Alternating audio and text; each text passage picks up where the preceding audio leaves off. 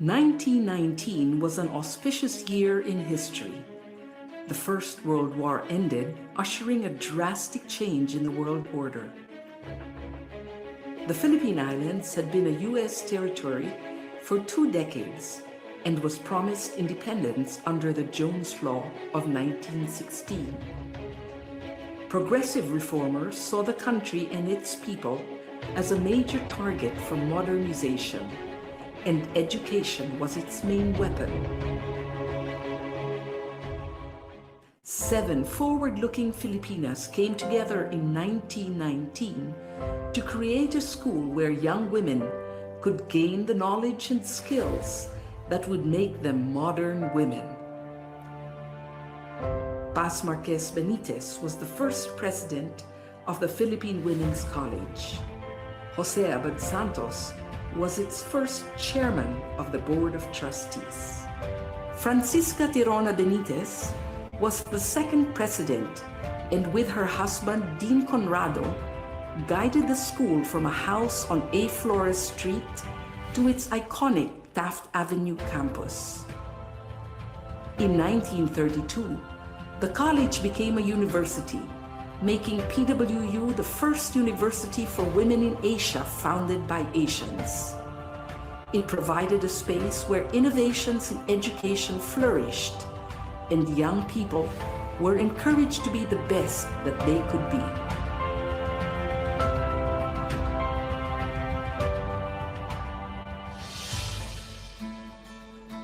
For over 100 years, the Philippine Women's University has been known as a leader in quality education. In 1934, PWU moved into its main campus on Taft Avenue, and since the 1970s has been co-educational. Located in the heart of Metro Manila, it is easily accessible by public transport and surrounded by affordable housing. Today's PWU offers undergraduate and graduate courses in several fields of study. Its business and management programs are responsive to the needs of industry, using evolving technology for global competence. PWU graduates excel in arts and sciences, education, social work, and diplomacy. Its fine arts and music programs have produced outstanding graduates through a holistic education that treasures heritage as well as excellence. PWU has pioneered in fields such as food science, nutrition and dietetics, medical technology, pharmacy, and nursing.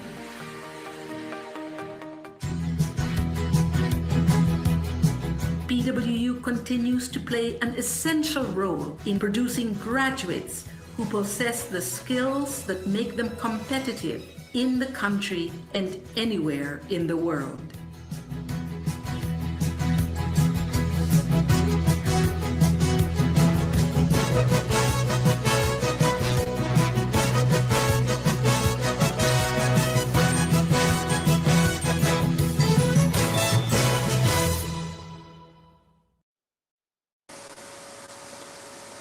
Mabuhay and good afternoon, everyone.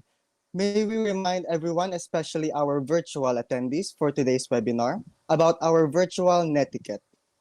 Please mute your microphones when you're not supposed to talk, as to minimize any unnecessary noises and as to not to distract the speakers.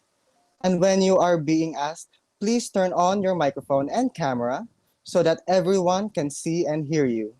May I remind everyone of our webinar objectives: to learn about the new normal protocols when traveling, to know what requirements are needed when traveling domestically and internationally, and how to travel safely in the new normal. Good afternoon, everyone. How are you all, patriots? We welcome you all for today's webinar with the theme, A Visit to Heritage, an invitation to a safe and sustainable travel post-COVID-19. My name is Marius Jerome R. Oriña. And I am Luella Arroyo. and we are your hosts for today's webinar. The Heritage Tourism and Tourism Policy Planning and Development class is very pleased to welcome you all, patriots and other attendees, here and abroad, wherever you are.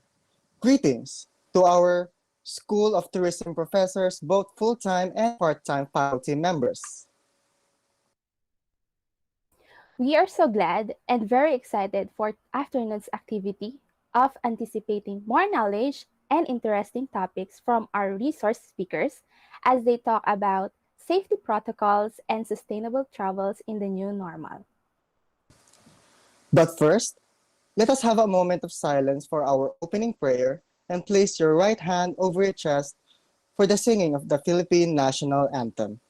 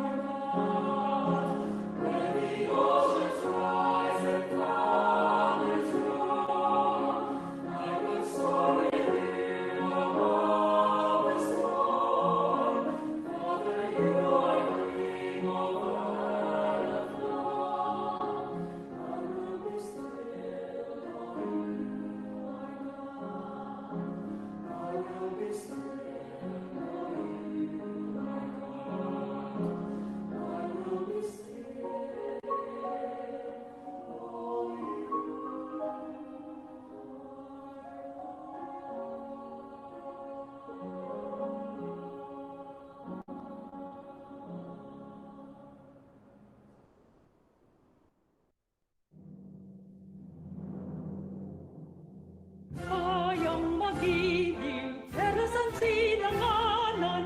Alam ng puso, sa dibdib mo'y buhay. Lupang hinirang, buyat ka ng magiting. Sa manlulupig, di ka pasisiin. Sa dagat at bundok, sa simoy at sa lagi mong kapaw. May dilagang tulad, awis at paglayang minamahal. Ang kisap ng watawat mo'y tagumpay na nagtitinggi. Ang bituin at araw niya kailan pa may di magdidinig. Lupa ng araw ng walhati pagsintabay langit sa piling mo. Aming ligaya na pag may mga aming ang mamatay ng dahil sa'yo. Again, I welcome you all to this very exciting afternoon. Right, Marius? Yes, Luella, our theme for this amazing afternoon is A Visit to Heritage, an invitation to a safe and sustainable travels post COVID-19. It just goes to show that despite the ongoing pandemic, nothing will stop us from learning and engaging co-curricular activities. Definitely. We Filipinos have the spirit, resilience, motivation, and faith for our Lord above. Certainly, we all have to work together to be safer. Even with the demands of our work and studies, eventually everything will be all right. All right, without further ado, join us to give his opening remarks for all of us. Please give a virtual round of applause to our Dean, Dr. Efraimel Jose L. Abellana. Thank you, Luella. Thank you, Marius. Mabuhay, good afternoon, Patriots. To our University President, Mr. Marco Alfredo M. Benitez. To our University Chancellor and Senior Vice President for Academic Affairs, Dr. Felina C. Young. And all our Vice Presidents in our university. To my fellow deans, program chairs, and all the directors of these different offices. To our highly sought after speakers, welcome to the Philippines University. We are very honored and humbled with your presence. Our speakers will be formally introduced in a moment. To Ms. Sheila Joy Gia, the class advisor of this batch. Thank you, Miss, for your guidance with our students. And to our esteemed faculty members who are with us, Schools of Tourism and Hospitality Management, Mr. Ruben Meneses, Ms. Mabel Liza Cagado, Dr. Erlina Zacarias, Ms. Josephine Soliman, Dr. Cristina Caluza, and Attorney Inigo Quieras, and of course with Ma'am Mercy Hernandez, our accommodating admin assistant. So the organizers of this event this afternoon, a collaboration of efforts of our brilliant tourism students for the 346 Tourism Policy Planning Development course and the BSTM GO5 Heritage Tourism students, of course with Marius, Aurania, and his awesome committee heads with Hannah, Trisha, Luella, and all the members. I'm very proud of you all for having this event virtually, and I congratulate you, and I believe you always that you are happy today and excited for this webinar. I commend your hard work, our dear college students, our tertiary students, for your perseverance, your commitment in order to come with this historical event from your courses, of course, the two courses together. And this afternoon's theme, A Visit to Heritage, an invitation to safe and sustainable travels of these times, is very timely, very relevant. And of course, we have so much learning about these ease restrictions every day or every week from our different government agencies and many other offices. And of course, the recovery of our economy with different tourism and hospitality businesses in parts of our country and of course international. Because safety and sustainability practices must be observed in all activities of any establishments in this economy. And of course, the lives of our tourists and other stakeholders are very, very important. So finally, thank you very much for your very supportive offices, especially our PW Marketing Department, our ICT head, Sir Mike Vitanilla, of course, Sir Vladimir Villamor, from the Office of Multimedia, and your team, sir. Thank you very much for your selfless dedication, and of course, assistance to all of us. And to our talented college students, congratulations everyone for this very awesome event this afternoon. Once again, I welcome you all to this webinar, and please continue to be safer wherever you are right now. Good afternoon and mabuhay. Thank you. Thank you so much, Dean Prime, for that very wonderful and very inspiring opening message. And to formally introduce our first resource speaker, let us all hear from Ms. Maria Luisa Somoba. Our first resource speaker is the Senior Tourism Operations Officer of the Philippine Department of Tourism, U.S. Southwestern States, Hawaii, and Latin America in Los Angeles, California. Her career in the Department of Tourism started 29 years ago after graduating from Centro Escolar University with a degree in mass communications. She had a graduate certificate in project management from the Maastricht School of Management in the Netherlands and another one for tourism marketing and promotions from the from the Japan International Cooperation Agency in Tokyo, Japan. Currently, she is taking her Master of Science in Tourism Management degree at the Philippine Women's University. Prior to her job assignment in US, Ms. Castro worked at the DOT head office and has handled the marketing and promotions of several country desks such as Hong Kong, Vietnam, Singapore, Malaysia, Indonesia, US, and Canada. She also briefly worked at the Tourism Promotions Board as a project officer for the ASEAN desk. With her passion for tourism and love of country, she continues to represent the Philippines in the international diplomatic arena and hopes that she can inspire tourism students to reach high for their goals and dreams through dedication and hard work. Presenting us with her topic, Sustainable Tourism 2030, please give a virtual round of applause to Ms. Faye Lena Castro. Okay, thank you for that introduction. I will be the one to present my slides. Hold on.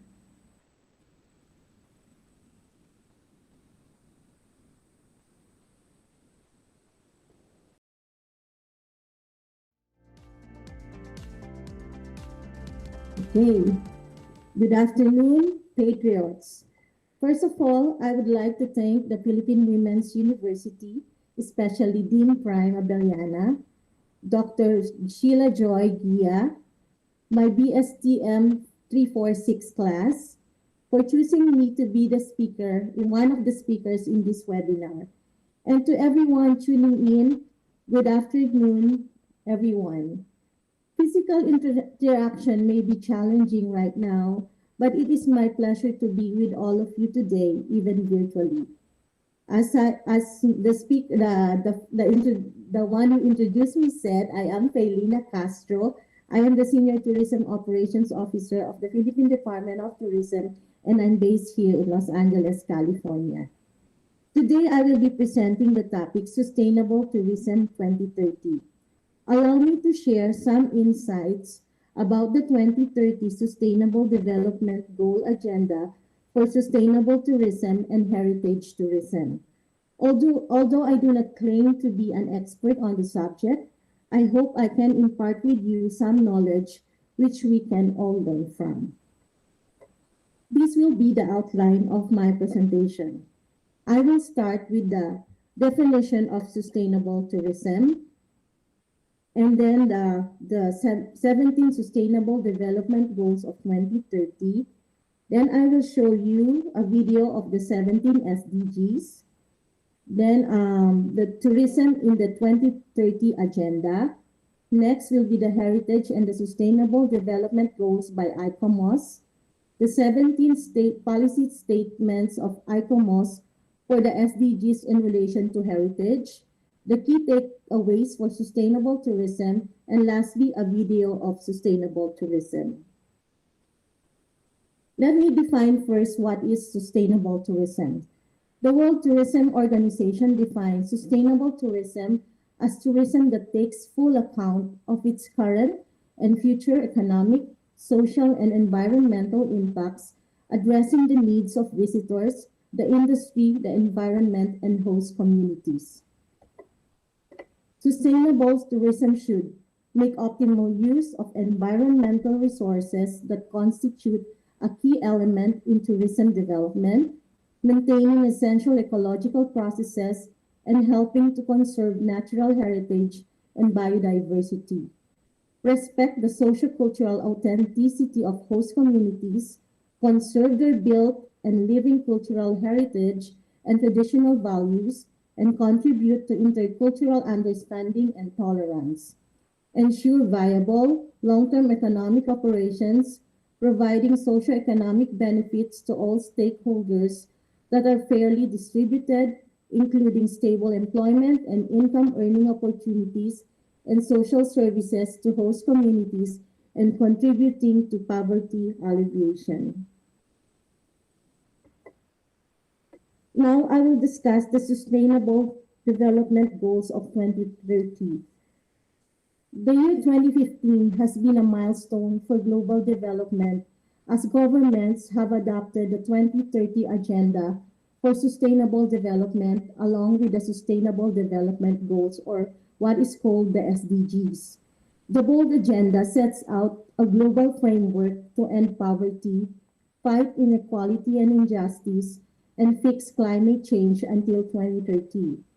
Building on the historic Millennium Development Goals, or the MDGs, the ambitious set of 17 Sustainable Development Goals and 169 associated targets is people-centered, transformative, universal, and integrated. The 2030 Agenda for Sustainable Development, adopted by the UN in 2015, is a plan of action for people, planet, and prosperity, which seeks to strengthen universal peace through the partnership of all countries and stakeholders. Founded on the principle of human rights, this holistic plan connects all recent global agendas. It sets out 17 development goals, calling on to the world to take the bold and transformative steps that are urgently needed to heal and sustain our planet in the face of the interlinked challenges of climate change, biodiversity, loss, socioeconomic disparities, and health crises. What is the mission statement of the SDGs? It is a blueprint to achieve a better and more sustainable future for all people and the world by 2030. This was set up again in 2015 by the United Nations General Assembly and are intended to be achieved by the year 2030. Now, here are the 17 Sustainable Development Goals. Number 1, no poverty. Number 2, zero hunger. Number 3, good health and well-being. Number 4, quality education. Number 5, gender equality. Number 6, clean water and sanitation. Number 7, affordable and clean energy. Number 8, decent work and economic growth. Number 9, industry, innovation, and infrastructure. Number 10, reduce inequalities. Number 11, sustainable cities and communities. Number 12, responsible consumption and production. Number 13 is climate action. Number 14 is life below water. Number 15, life on land. Number 16, peace, justice, and strong institutions. And lastly, number 17 is partnership for the goals. Next will be a video about the Sustainable Development Goals. Let's all watch it.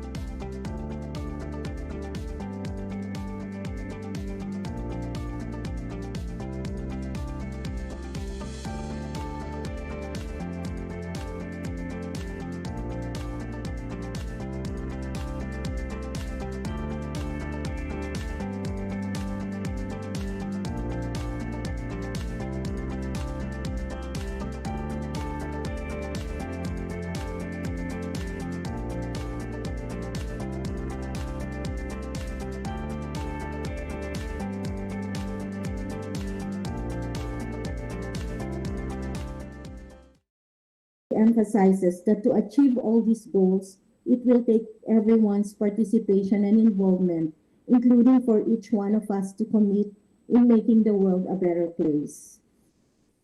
Now, in this day and age, almost all industries and sectors are becoming more aware of the environmental consequences we are facing due to the climate emergency we are in.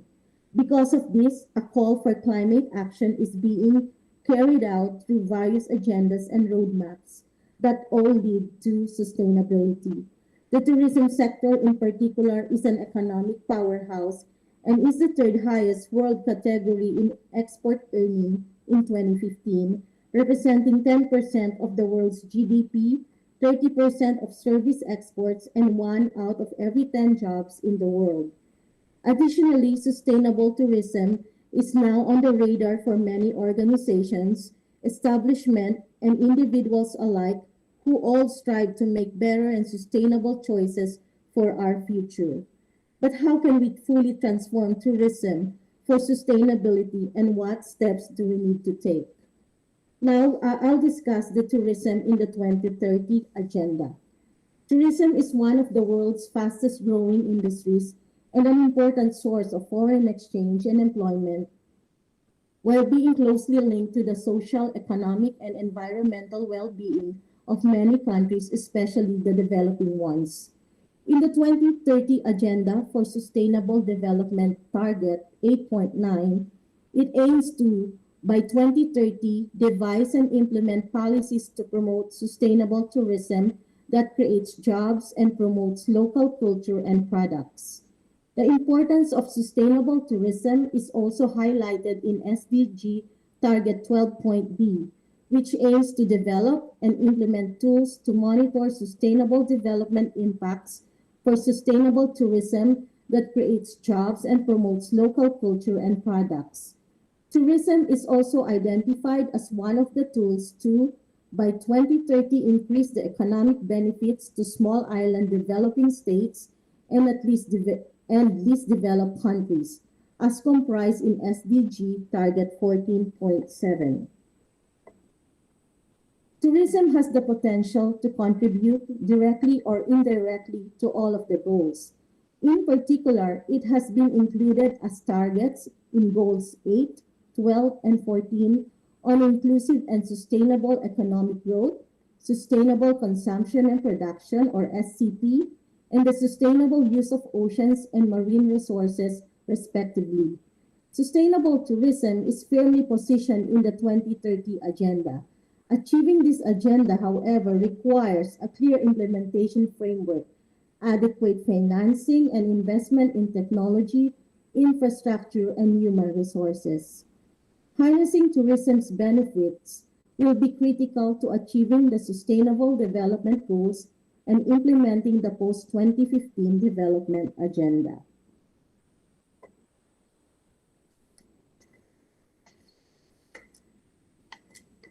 As the 17 SDGs and 169 corresponding targets offer the world a new direction, tourism can and must play a significant role in delivering sustainable solutions for people, the planet, prosperity, and peace. It is specifically mentioned in 3 SDGs, number 8, number 12, and number 14, and has the potential to contribute directly or indirectly to all of the goals in more ways than most industries.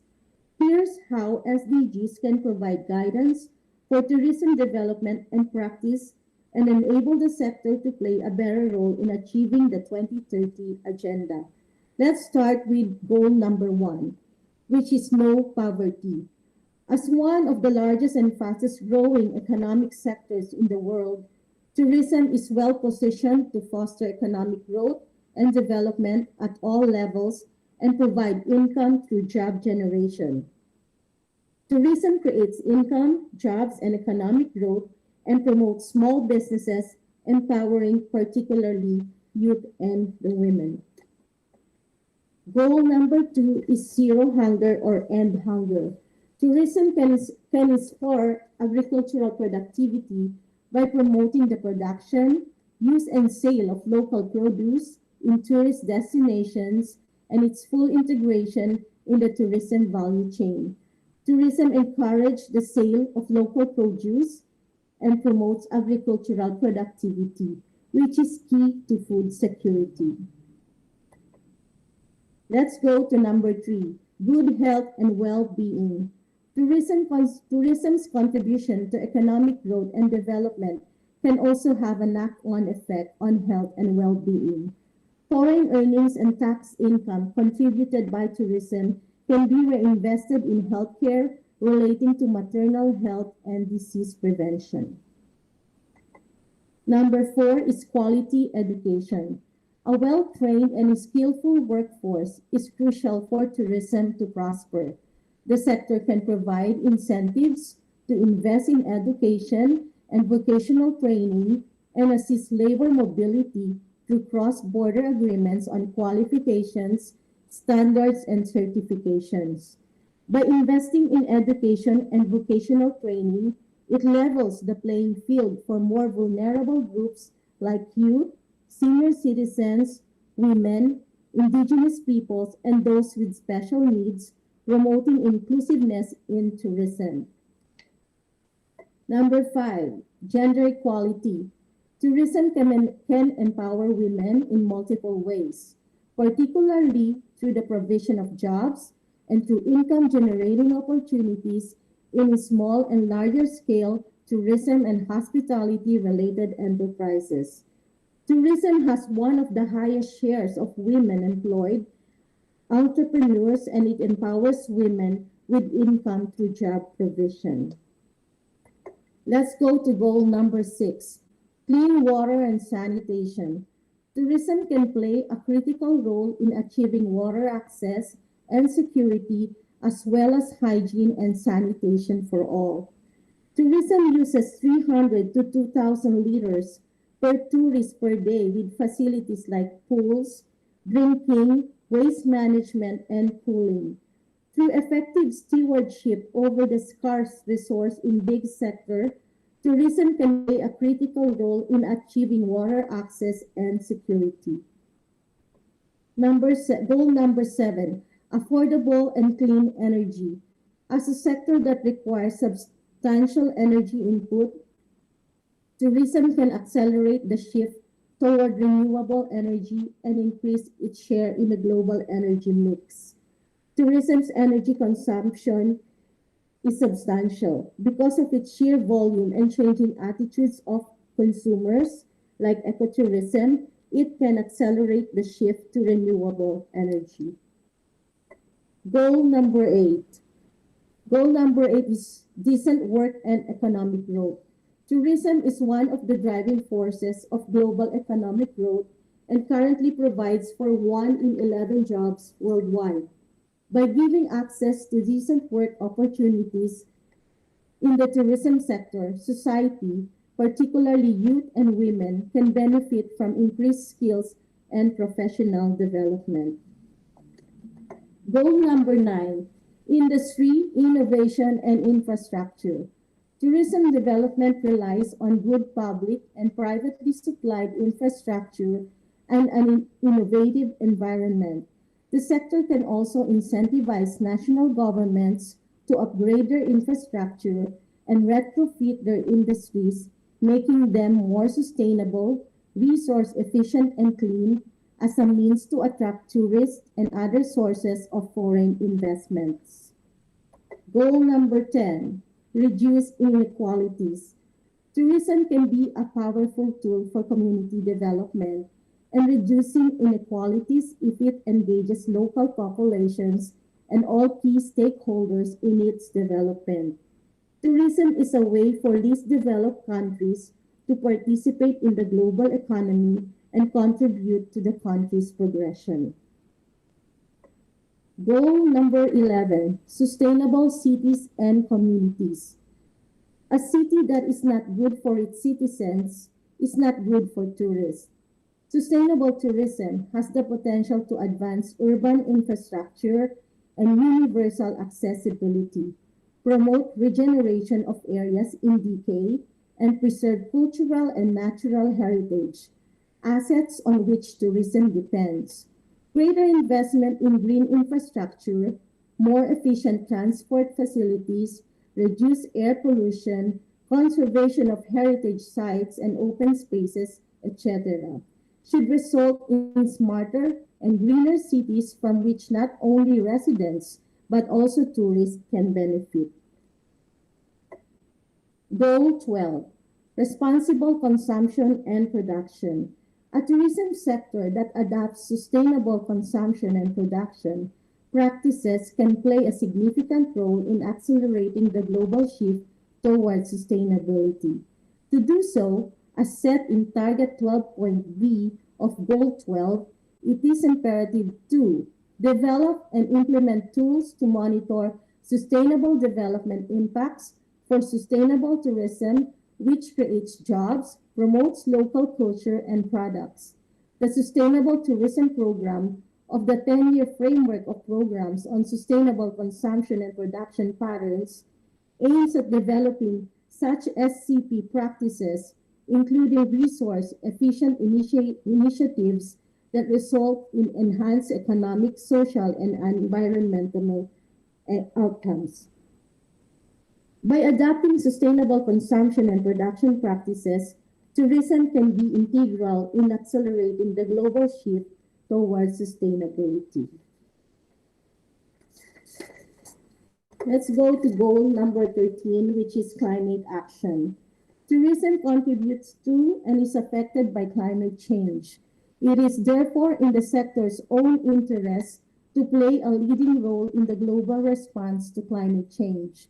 By lowering energy consumption and shifting to renewable energy sources, especially in the transport and accommodation sector, tourism can help tackle one of the most pressing challenges of our time. Now we go to goal 14, which is life below water. Coastal and maritime tourism's biggest segments, particularly for small island developing states, rely on healthy marine ecosystems. Tourism development must be a part of integrated coastal zone management in order to help conserve and preserve fragile marine ecosystems and serve as a vehicle to promote a blue economy in line with Target 14.7, which is by 2030 increase the economic benefits to SIDs and LDCs from the sustainable use of marine resources, including through sustainable management of fisheries, aquaculture, and tourism. Goal 15, life on land. Majestic landscapes, pristine forests, rich biodiversity, and natural heritage sites are often main reasons why tourists visit a destination. Sustainable tourism can play a major role, not only in conserving and preserving biodiversity, but also in respecting terrestrial ecosystems, owing to its efforts toward the reduction of waste and consumption, the conservation of native flora and fauna, and its awareness-raising activities. We're nearing the end of the goals. Number 16, peace and justice.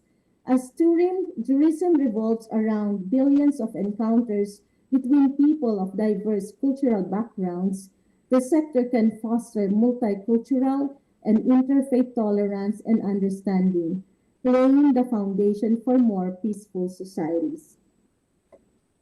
And lastly, goal number 17, partnership for the goals. Due to its cross-sectorial nature, tourism has the ability to strengthen private-public partnerships and engage multiple stakeholders, international, national, regional, and local, to work together to achieve the SDGs and other common goals.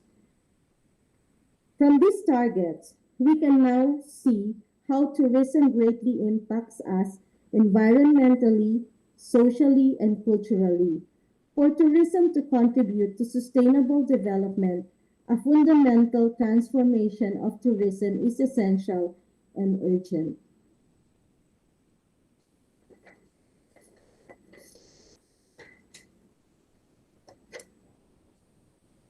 Now I will discuss the relationship of heritage tourism with the SDGs.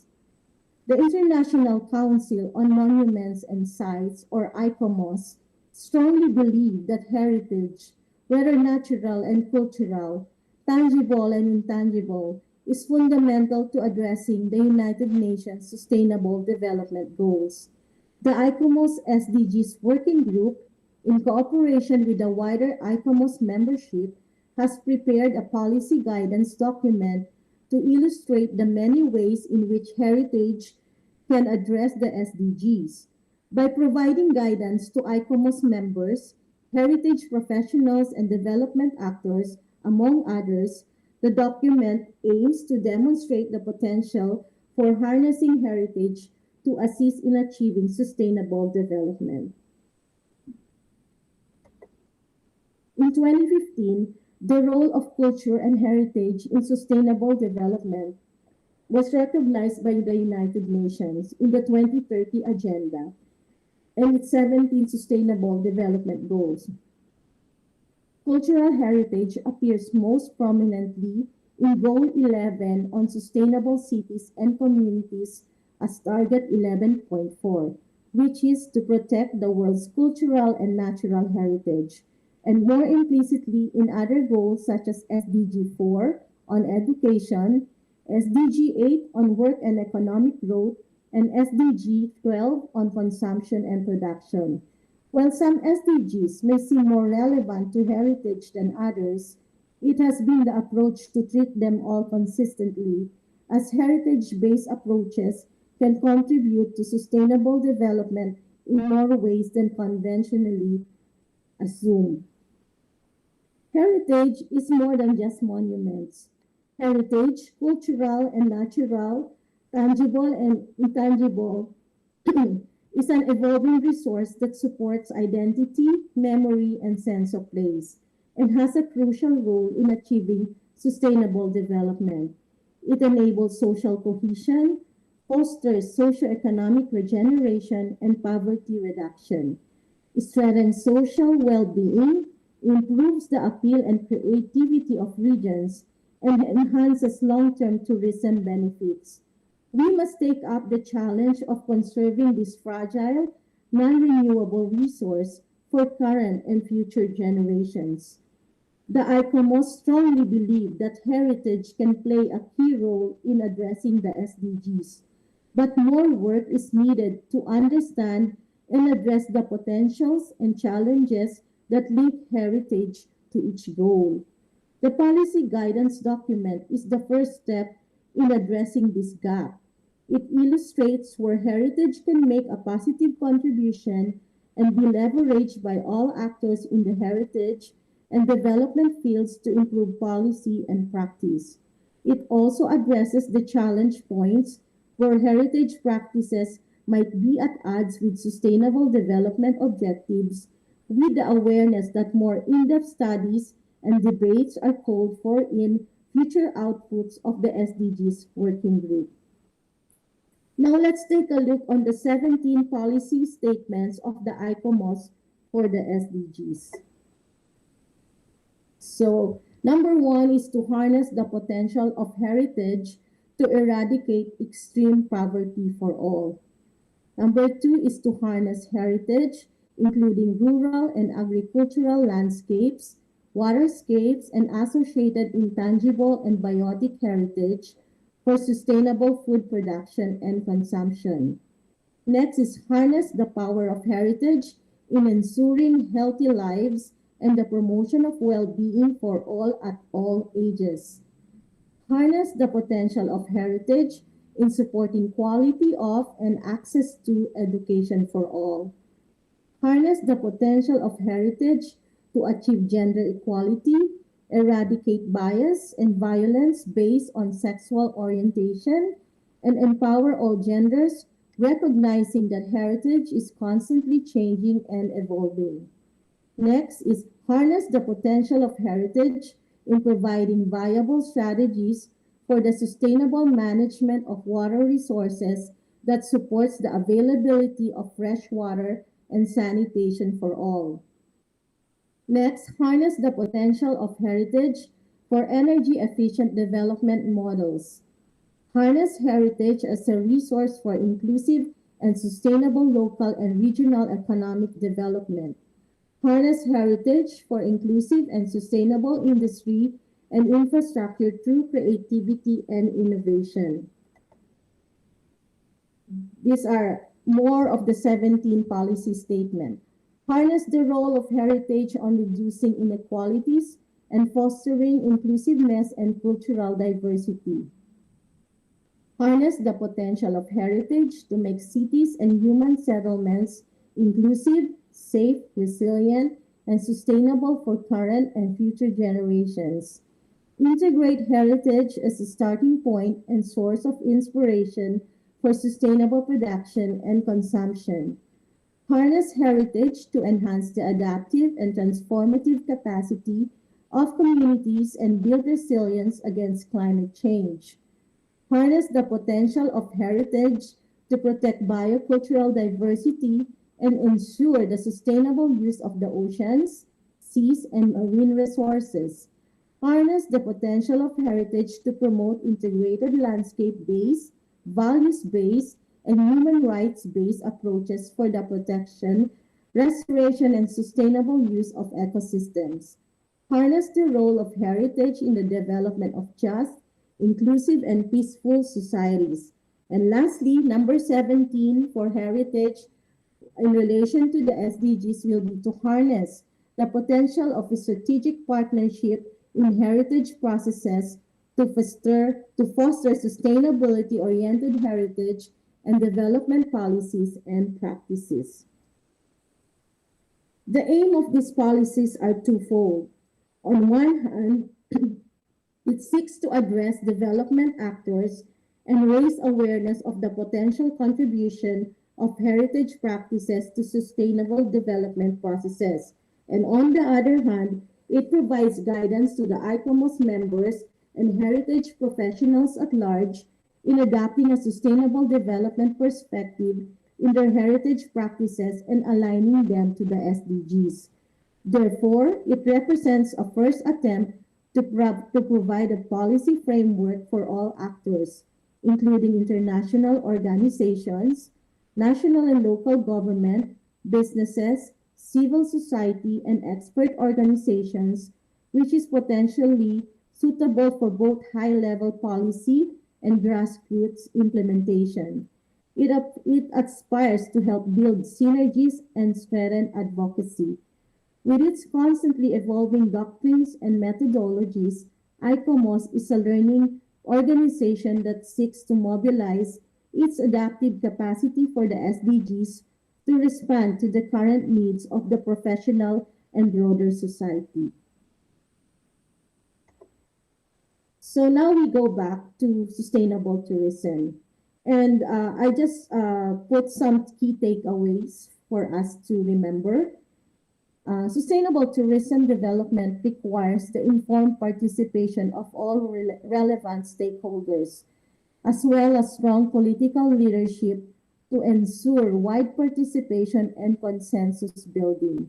Achieving sustainable tourism is a continuous process, and it requires constant monitoring of impacts, introducing the necessary preventive and/or corrective measures whenever necessary.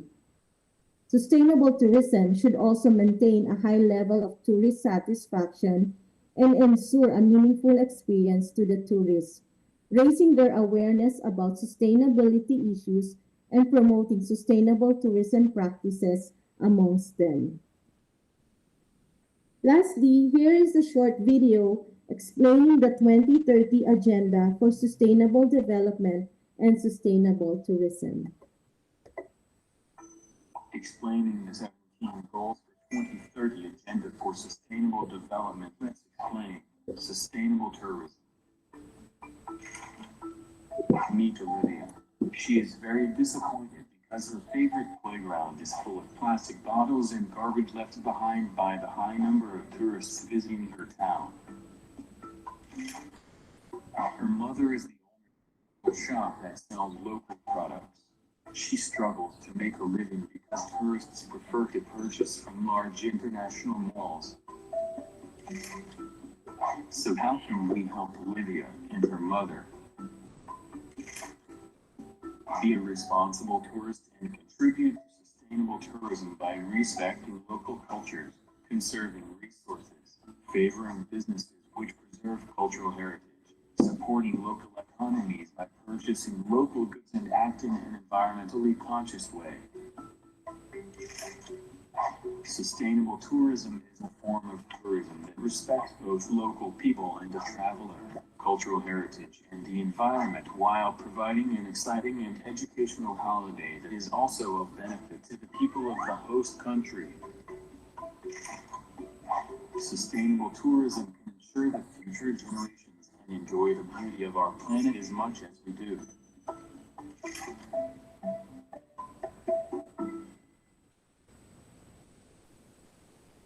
All right. With that, I'd like to thank everyone for listening to me, and I hope you really learned something. Thank you so much, and good afternoon. Thank you very much, Miss Faye, for that very wonderful and informative talk.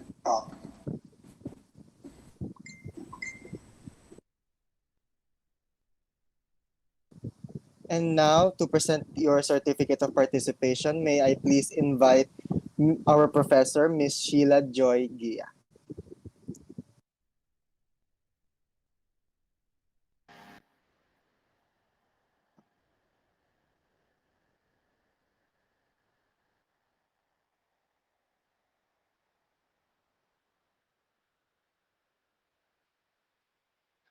The Philippine Women's University School of Tourism hereby awards the Certificate of Appreciation to Ms. Faye Lena Castro.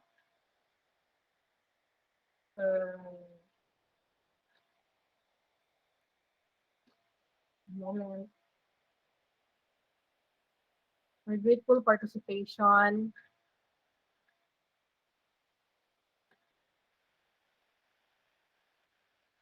Excuse me, can you please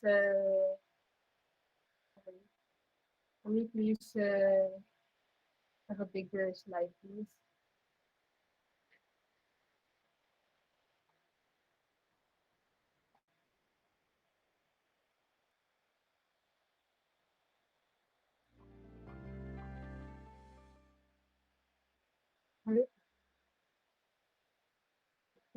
Participation for the resource speaker during this webinar entitled A Visit to Heritage, Introduction to a safe and sustainable travels post-COVID-19. So given this 19th day of October in the Philippine Women's University, Manila, Philippines, signed Dr. Fernando C. Abellana, Dean, Cluster Dean, School of Tourism, Hospitality Management, Marius Viña, events organizer, and yours truly as the advisor. Thank you. Thank you, ma'am.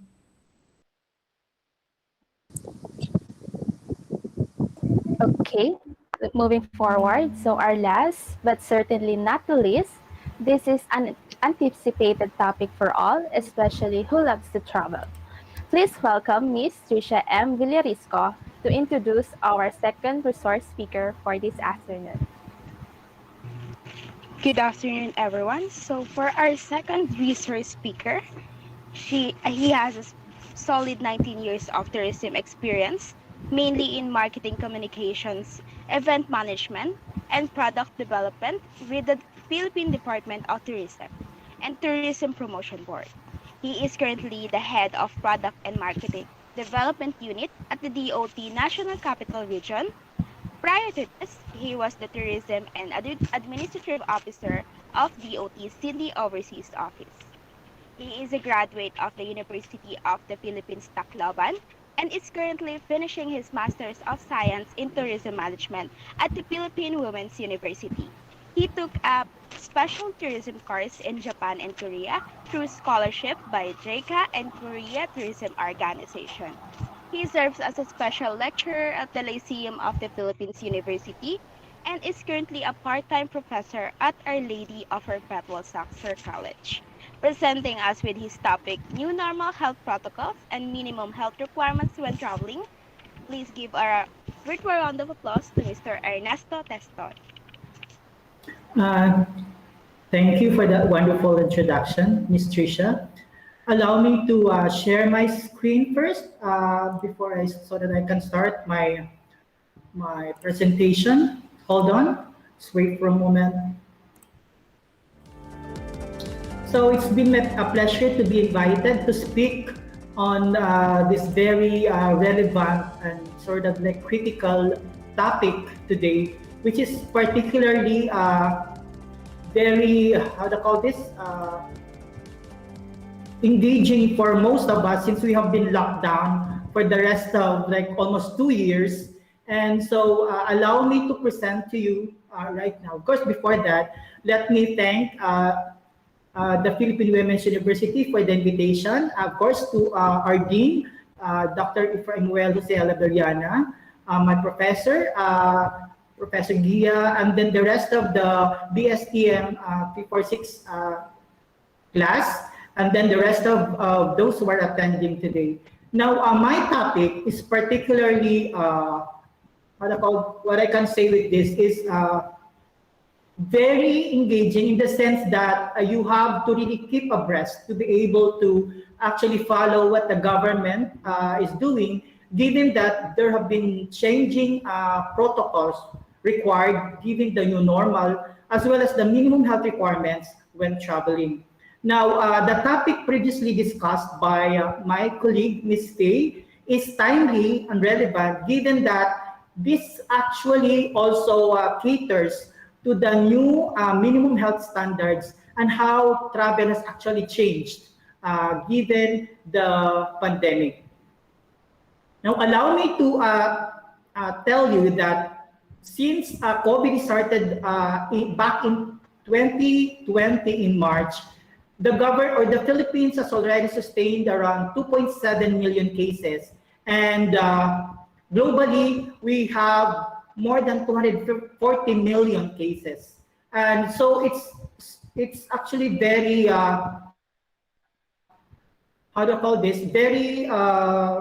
the government is very critical when it comes to actually coming up with relevant protocols and restrictions when it comes to travel. Since the pandemic, COVID-19 particularly has actually changed the whole spectrum of travel, tourism, and leisure. We know for a fact that travel restrictions have been put in place to further spread the virus.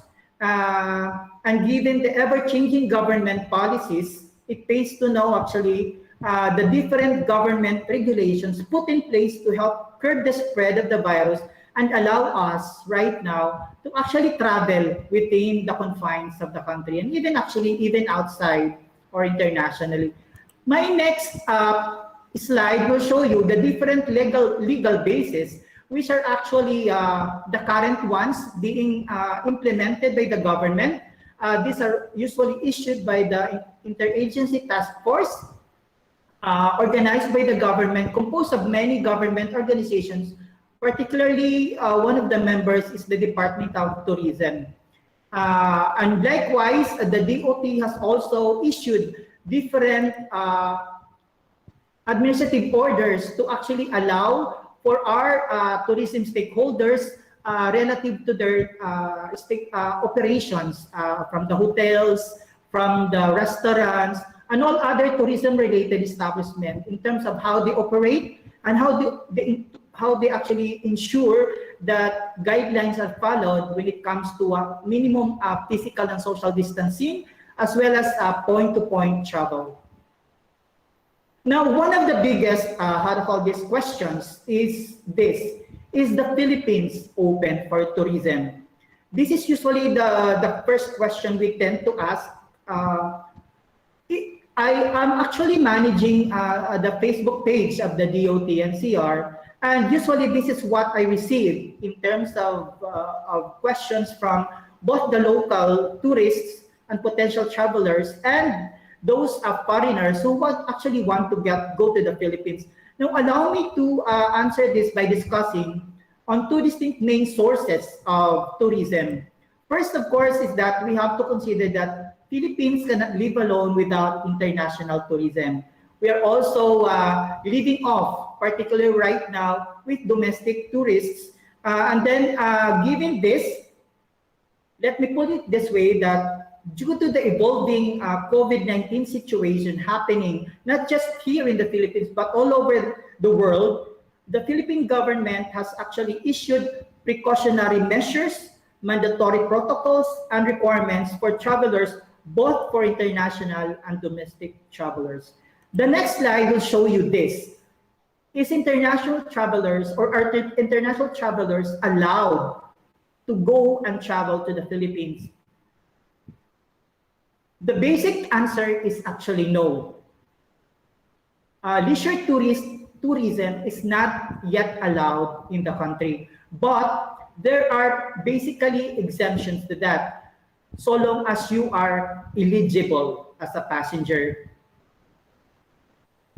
Now, these are the three types of travelers allowed to enter the territory of the Philippines. First is that you must be a Filipino citizen. I'm talking here right now of international trips or inbound tourists now or travelers. First is that you must be a Filipino citizen with valid Philippine passport, and you must show your certificate of proof and recognition as Filipino citizen based on RA 9225, and that you are also number 2, a balikbayan under Republic Act 6768, wherein only nationals from non-visa required countries under Executive 408, Executive Order 408, or former Filipino or traveling with Filipino or former Filipino spouse and parent. So if you're a former Filipino and you can show proof of that, then you can be allowed entry to the country. And lastly is that you must be a foreign national with a valid and existing visas. Usually, this is addressed by the Bureau of Immigration if you have any issue as to your type of visa. So since not everyone can actually enter, even if you have an existing visa, there are qualifications to that. One exemption is that you must have, let's say, a diplomatic visa. Like you work for, let's say, the U.S. Embassy, you work for other diplomatic countries, and you are based here in the Philippines, then by all means, you're also, let's say, working for the United Nations, and you have like an existing operations here, and this is your like home base for now, then perhaps you will be allowed by the immigration upon entry to the country. Now, this one here is a particular detail on who are allowed to travel to the country. First, as I mentioned, the Filipinos, balikbayans, and what you need to present as an entry exemption when by the Philippine Post abroad. You must be a holder of valid existing Section 9A visas under CA 613, which means you have to be like a foreign spouse of Filipino nationals, foreign minor children and foreign children with special needs regardless of age of Filipino nationals, and foreign parents of minor Filipino children and of Filipino children with special needs regardless of age. And then, of course, you are also a holder of valid and existing special resident and retirees visa. Now, the DOT, if you don't know, has an attached agency called the Philippine Retirement Authority, which actually gives and issues this special retirees visa. So if you have those types of visa, then you can actually be allowed to enter the country during this time. Now, this is recently issued last October 14, and it's effective from October 16 until the end of the month. So there are 49. Now, let me tell you that the government has actually classified the countries list allowed, or like they have like a policy or guideline in terms of who can actually enter the country based on color coding. Now, we have the green, the yellow, and the red categories, which actually correspond to a certain health and quarantine requirements. Now, for the green list countries, these are particularly countries with less issues on COVID-19 cases. So usually they are allowed more relaxed way of entering the country, but this is still guided by the previous classification of who can be allowed to enter. So if you're coming from all of this country, or you're a Filipino, a former balikbayan, or let's say you're a foreign traveler with the type of visa allowed, then you can enter, given that you came from or flying in from this country, from these 49 countries. Now, this is the updated list of countries under the green category. So first is that for you to be able to enter the Philippines, you have to be fully vaccinated. So if you're a foreign national, the requirement is that you must have been, you must have been issued a negative swab test within 72 hours prior to departure from your country of origin, from the 49 I mentioned a while ago, and that right now, no facility-based requirement is required in arrival unless, of course, if you're not vaccinated. But previously, just a few days ago, even if you're from a green country, you must actually undergo a quarantine. Now, the government has already eased up that requirement and has now allowed for a no facility-based quarantines, meaning you can just undergo a 14-day self-monitoring for symptoms in your home or in any other private residence. But if you're a Filipino and you're also vaccinated, you can stay in a facility-based quarantine until release of negative RT-PCR test, or you can actually engage in a non-facility-based quarantine, meaning you can stay in your residence, but you must actually undergo an RT-PCR test within 72 hours prior to departure from your country, and you may undergo 14-day self-monitoring for symptoms. Now, the second one is that before you are allowed as well, if you are not vaccinated, then if you're a foreign national, you must pre-book a certain hotel.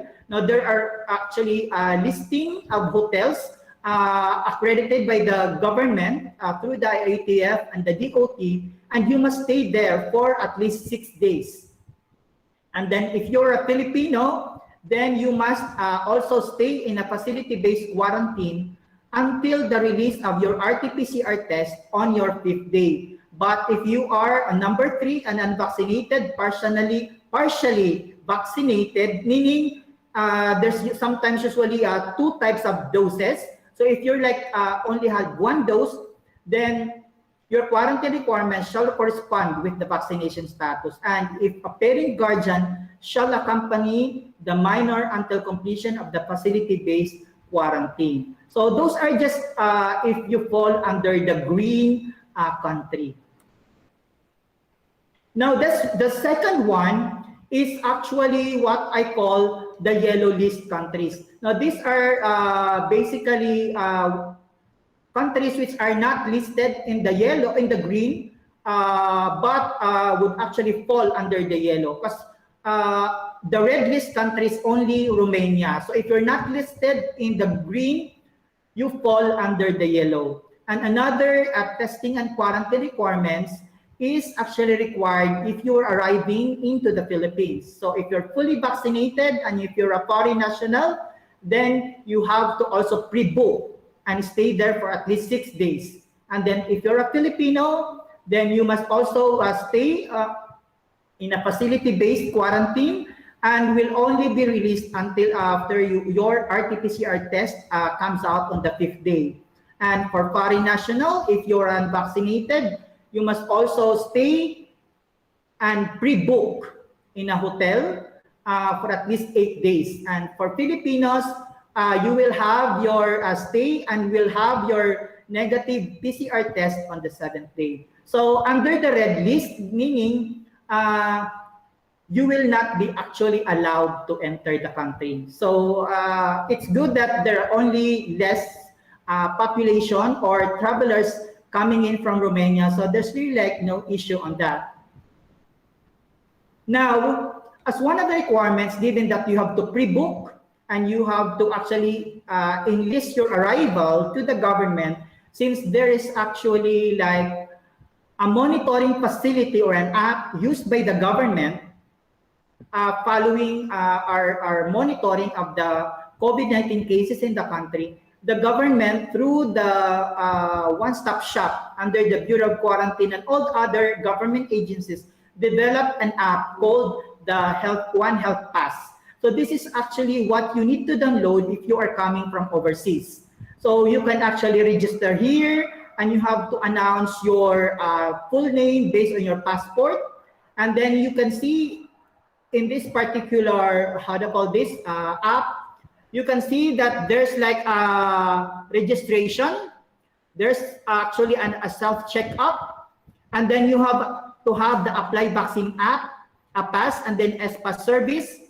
And then there's actually a listing down here of all the hotels which are accredited by the government and are allowed to accept arriving travelers from overseas countries. So you have to register here, and then once you are registered, then you will actually receive a QR code.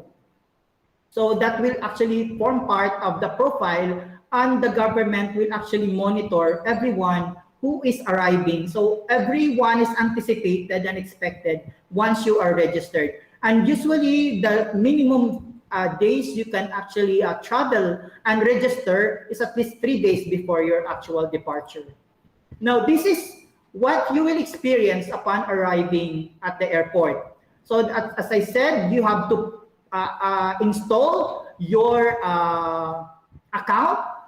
So prior to departure, you have to undergo the 3 steps. So you have to download the app and fill up this One Health Pass registration, and then classify yourself if you're a non-OFW and foreign national, and then update it whenever you have, of course, in terms of your airline, and then your passport account, and then all the other details asked for by the government app. Now, once at the airport, you will actually undergo a series of quick process. First, you have to present your One Health Pass or QR code to the Bureau of Quarantine for verification. Now, this is quite fast as the government is trying to streamline the process upon arrival. And of course, physical and social distancing is very much observed here to ensure that no one or that no virus spread will happen at the airport. And then after your presentation, you will now proceed to your designated briefing area, and you have to present your QR code. So our office, we have a Department of Tourism Help Desk. We have a non-OFW and Foreigners OWA Help Desk. This is for the OFWs. And then OFW land-based for the seaman. And then the OFW as well for those who are sea-based. And then the land-based is through OWA. And then you will also go through the Bureau of Immigration for clearance prior to baggage claim. And on the last step is that you will be assisted to your transport service. That is, it all depends if you need to actually do a quarantine. That means the government or the one-stop shop monitoring agencies will actually take note of the hotel where you are staying, so that at the end of your quarantine or before your quarantine ends, you will be actually given, how to call this, another swab, or in the 5th day. And then if you turn out positive, then you will be transferred to a quarantine-based facility. And if you're not, then you will now be allowed to actually check out. Now, these are the different process when you enter the quarantine facility. That is, if you will are coming from a non-vaccinated case, or if not, if you will you need to actually go here because you are from the yellow country. So you have to actually undergo this 4 process. And of course, these are very easy. You just have to coordinate with the Bureau of Quarantine as to your swabbing, because the swabbing, before it happens in the airport, but right now it happens in the privacy of your hotel room. So it all depends on the result. So if you are turned out negative, then you can just easily go out and actually check out. Well, if you turn out positive, then you have to do another swab test after a certain number of days, as possible as maximum of 14 days again. But it's now the call of the Bureau of Quarantine as to where you will be transferred. Okay.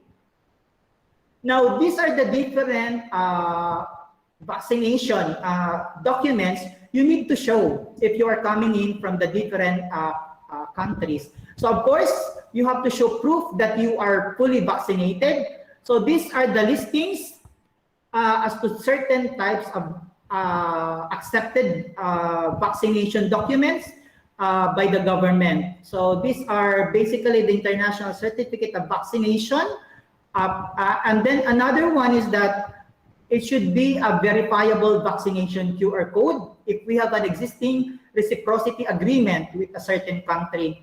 Basically, the government, together with the other countries, are working on a certain system wherein all vaccinations are accepted so long as you are listed and you are actually verified through an acceptable QR code. It's slowly being worked out by the different countries so to allow for a seamless and easier and less restricted travels among the countries. Now, let's focus on this one. I guess you know for a fact that the government has actually allowed domestic tourism. So yes, domestic tourism is allowed, but this is still subject to reopen destinations only and with certain restrictions. For those who want to travel to the reopened destinations, there actually later I will show you some of the examples of the top Philippine tourism destinations or tourist spots in the Philippines, which are actually accepting tourists. Reason as later I will try to discuss each of these top tourist destinations and their respective requirements. But I have to remind you that these are evolving guidelines and restrictions depending on the cases from each of these particular destinations. Now, traveling, as I mentioned, within the Philippines is allowed for domestic travelers, but is limited to select destinations and with certain restrictions. Some destinations only allow leisure for local residents, but the government or the DOT has actually issued an operational guideline on tourism-related activities for the pilot implementation. You must remember that just recently, the government shifted its quarantine restrictions or quarantine classification system down to an alert level system for COVID-19 response system. The pilot one is the National Capital Region. So this one is basically for the National Capital Region, and there were operational guidelines which were issued by the government following this sort of like allowance of opening up tourism-related activities for the National Capital Region. But this one, advisory, was directed to all the accommodation, establishment, restaurants, MICE venues, and tourist attractions in NCR. So as you can see here, if you are from the National Capital Region before, later, this is actually sort of like updated, but this is like the general one. It all depends on your alert level, okay? Before NCR was in alert level 4, so these were the only permitted activities allowed. So some of them were not allowed, but right now, since the NCR is on level 3, so these are actually the particular activity and establishment allowed to operate depending on. Now it's just so good that the government has declared and actually reduced and eased down the alert level system of the National Capital Region. So we're now down to alert level 3. So later I will discuss that as to what we can possibly do while in Metro Manila. Okay, so these are the different alert levels and the permitted guests in accommodation establishments following an alert level. If you're on alert levels 2 and 3, that is if you're in GCQ, and then if you are in alert level 1 and permitted guests in NGCQ. So there are different level of operations, and level of allowed, how to call this, activities. As you can see here in Metro Manila, all the accommodation establishments like hotels have been divided into 4. Those which are actually housing the COVID-19 cases. So these are where the COVID-19 cases stay. And then these ones are the quarantine hotels wherein those who are required to undergo because they were exposed or they are suspect for COVID. And there are also hotels which are given the accreditation to operate as a multiple-use hotels. So they can actually accept and serve as a quarantine, while also operate to actually accept the business guests and leisure guests. But these are still subject to a certain level of restrictions. And then what we have, we also call as regular hotels. Okay? Then if you are in alert levels 4 and 5, which are basically the highest and the most critical, or under ECQ and MECQ. So there are still different levels of operations or permitted guests in accommodation establishments. So these are very clear as to who can actually stay. So following our topic, so you cannot stay here if you're a tourist. You can only stay in multiple-use hotels and in regular hotels. And basically, those who are allowed are usually long-staying guests, returning residents, and APORs. When I say APORs, these are actually authorized persons. Basically, these are those who work for the hospitals, those who work for special operations like the call centers or the health frontline workers, and others who have been accredited as APORs, okay? Like international NGOs who may actually serve some health purposes in the country. Now, these are also basically some, so that you will understand the accommodation of guests in isolation facilities. Now, this is where basically those who are, how do you call this? Following the community quarantine classifications, depending on alert levels in terms of how and who among the hotels can actually accept the guest. It all depends on your alert level. So alert level 3 is NCR. So we are actually permitted, but it all depends on your type of hotel. Now, interzonal leisure travel is also allowed, subject, however, to the following conditions. As you can see here, if you are below 18 years old, over 65, and with immunodeficiencies or other health risks, and if you're pregnant, and permitted travel is point to point. But if you are here, then there are also certain restrictions. Now, these are also the different permitted activities or in establishments. But first is that you have to have a safety seal certification. So if you are traveling in the country, or let's say domestically, you have to check if they have this, the safety seal. Because if they don't have that, that means they have not yet passed the minimum health prescribed, how to call this, programs being actually imposed by the government. So these are the different activities classified accordingly by the government, and depending also on the alert level. So you have to study that if ever you want to travel to a certain destination, check as to what type or alert level they have, so that you can be safe and you can really observe the minimum health protocol, as well as you don't just actually sort of spending or wasting your money, because at the end of the day, travel is not allowed in that area because they turned out to be alert level 4 or alert level 5. Now, these are the different, as I mentioned a while ago, the different requirements for guests and destinations on point-to-point leisure travel from areas under alert level 4 to areas under GCQ and MGCQ. Now, I assume that you already know what GCQ and MGCQ means, so I don't really have to discuss that in detail.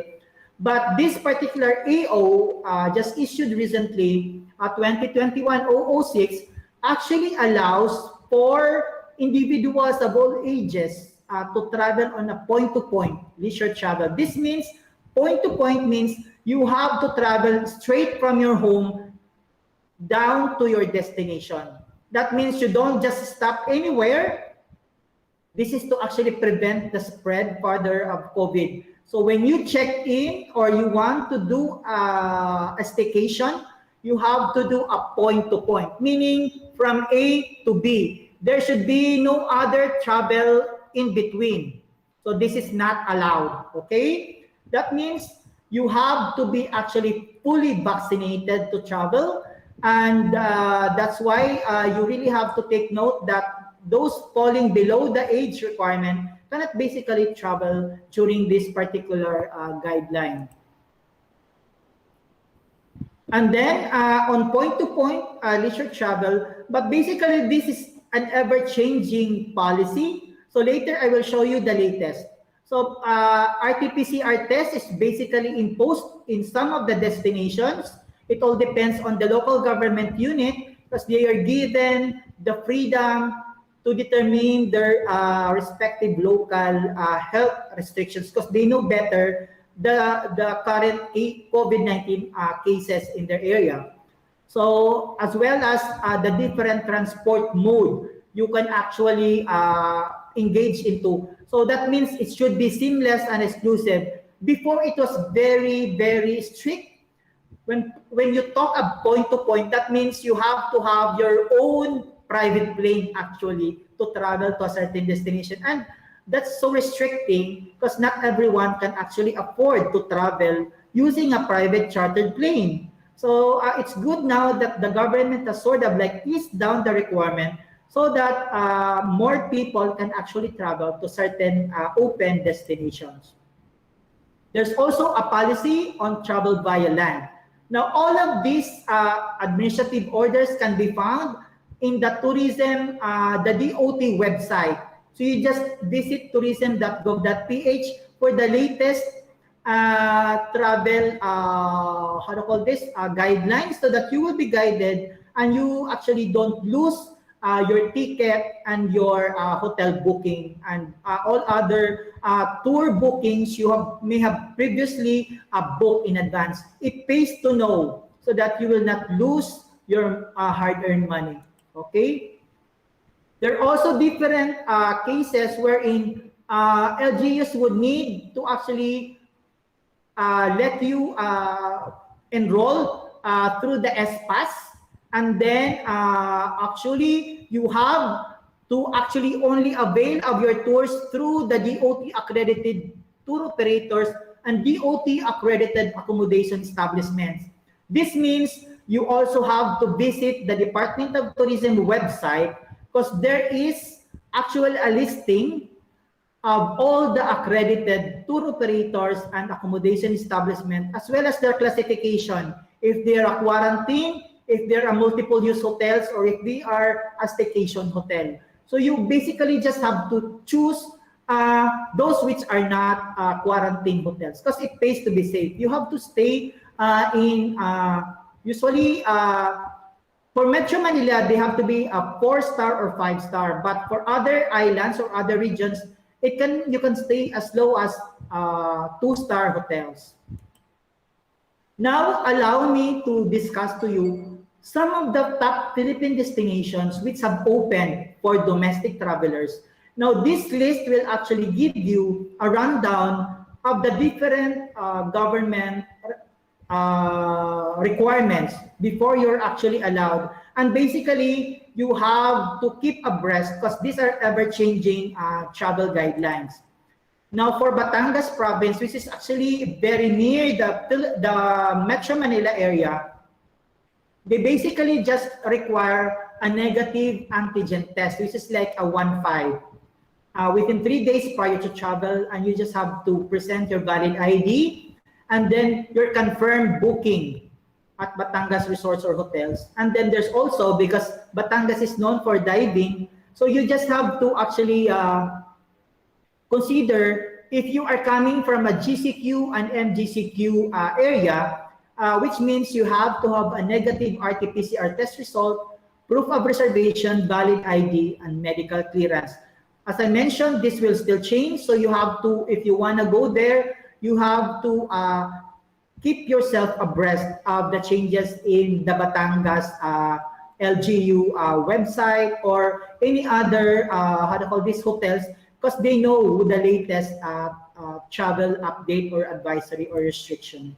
Cebu province no longer required RT-PCR test, but the Cebu City and other areas within the Cebu Islands or region would usually require RT-PCR, but the Cebu province, they don't require it anymore.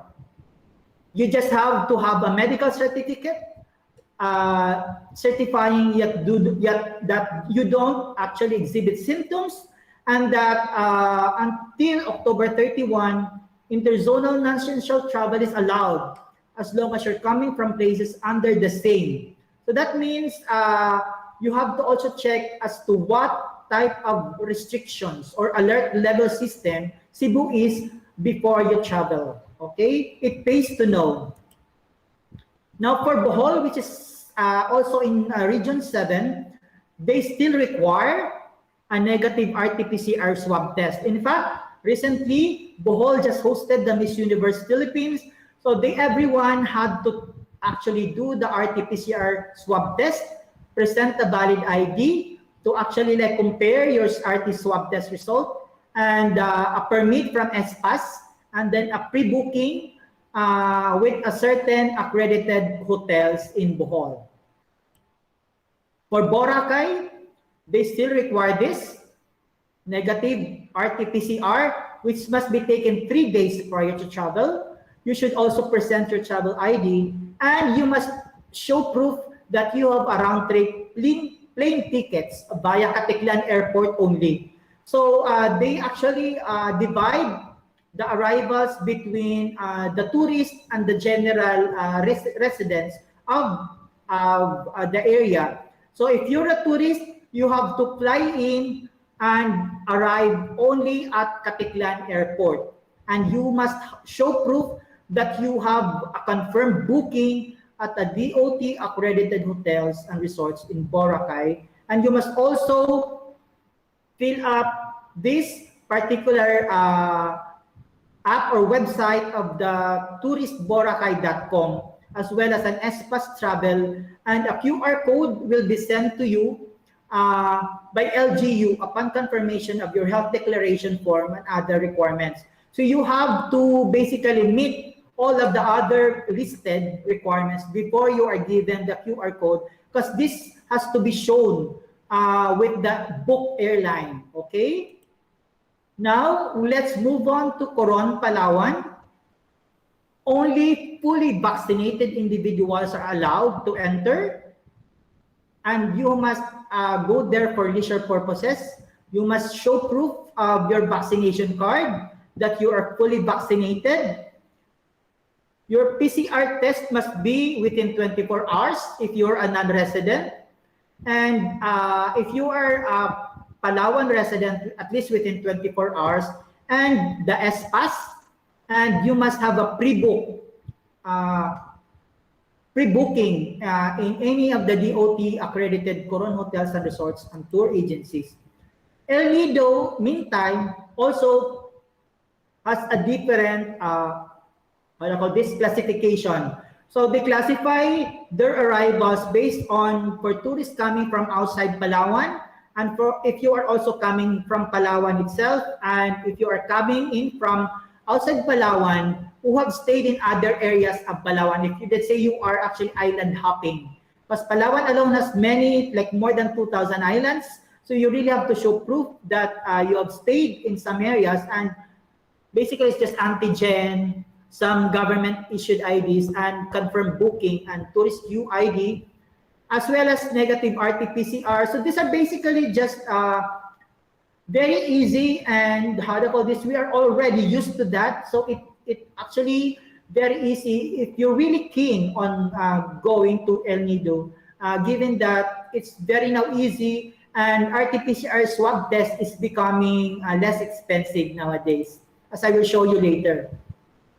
Now, for Manila, just recently on October 12, the DOT Secretary or boss just issued this statement that, oo, lalong bumababa na ang kaso.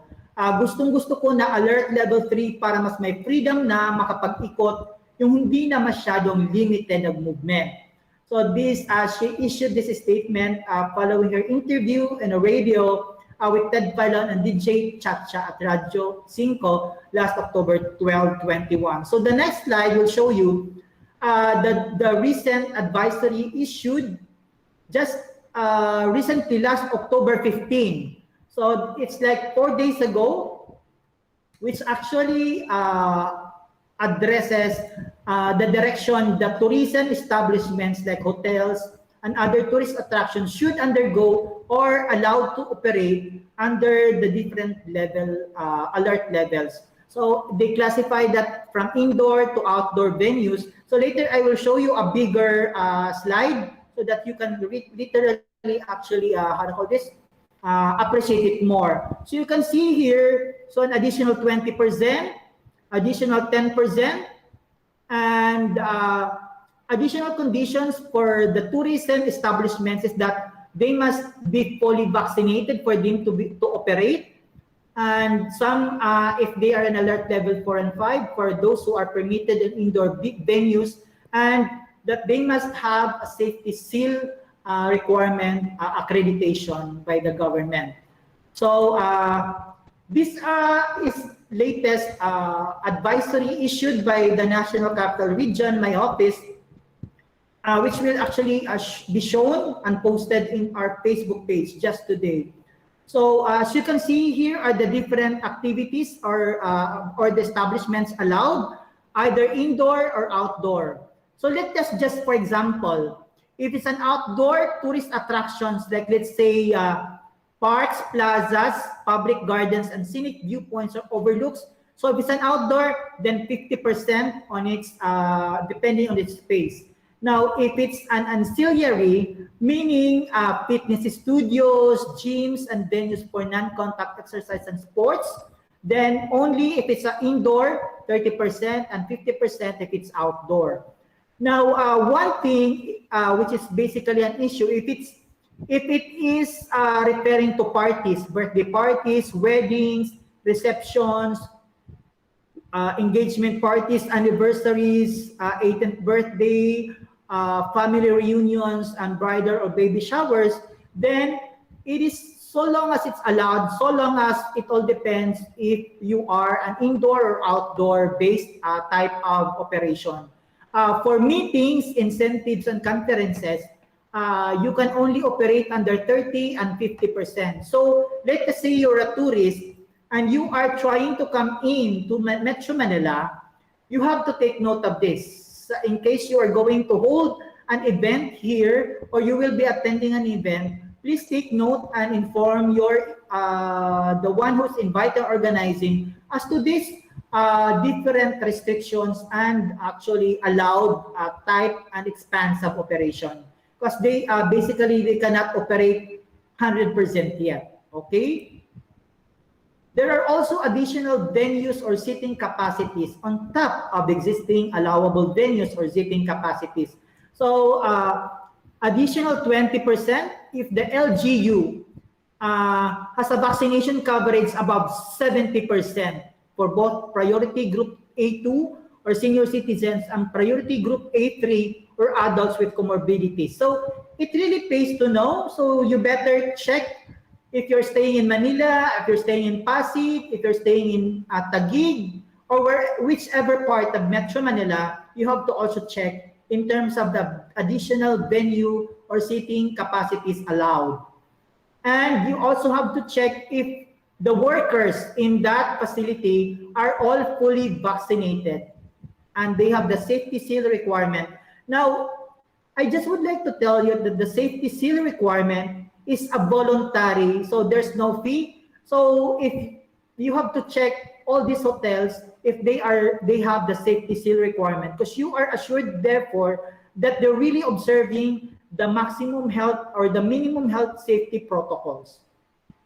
And also this one, the interzonal leisure travel subject will be allowed under reasonable regulations of the LGU. So this follows that those below 18 years of age and fully vaccinated individuals belonging to the vulnerable population, namely those over 65 years of age, those with immunodeficiencies or those with comorbidities such as health problems, diabetes, or other health risks, and pregnant women may undertake point-to-point leisure travel from areas only under Alert Level 4 to destinations under Alert Level 3, 2, and 1, or GCQ and MGCQ. Now, this is coming out really like complicated, but you just have to really like bear all of this because after all, at the end of the day, this is all about your safety.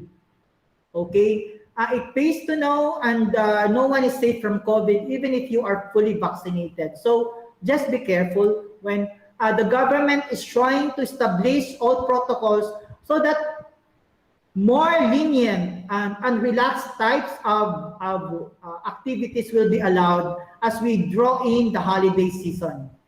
Okay, as I mentioned a while ago, again, there are 4 types of classifications in Metro Manila.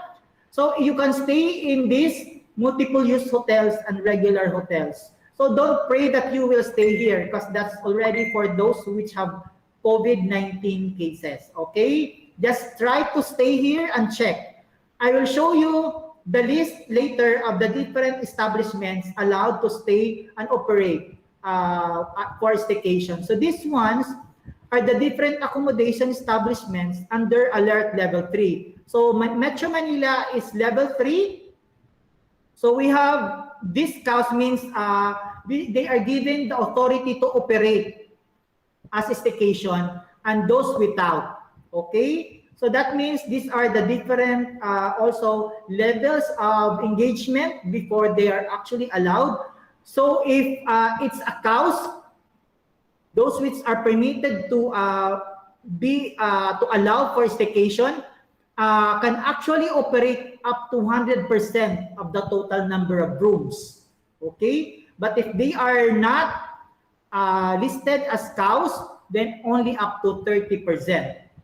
And everyone here with the cows can actually accommodate other types of permitted guests, businesses guests, appors, participants in essential meetings and social events like weddings. So it goes to it should be good if you stay at hotels with the cows because they have been inspected and vetted by BOQ and by the Department of Tourism. This is another guidance in terms of the room occupancy. So you also have to be careful with the size of the rooms, okay? Because if you are like 6 in the family and you want to stay, and you have to check how big the room is where you're staying because there's only a maximum number allowed per this guideline, okay? Now this was just issued on October 14 by the Department of Tourism. List down the different hotels. We have like 30 hotels listed here wherein staycations is allowed. So basically these are like 4-star and 5-star because we are assured that they observe health and safety protocol. And all rooms are sanitized. There's like basically a separate room or a separate entrance if ever there are multiple use hotel for those who are undergoing quarantine, and everything else is sanitized. So you will really be assured that you will not be mixed with those who are undergoing quarantine, okay? And basically they have the safety seal certification. Now, according to the DOT, with the following that AO, individuals of all ages. So if you are here in Metro Manila and you want to experience staycation, everyone can actually stay. Kahit baby pa yan, but you have to ensure that only fully vaccinated guests are allowed to book.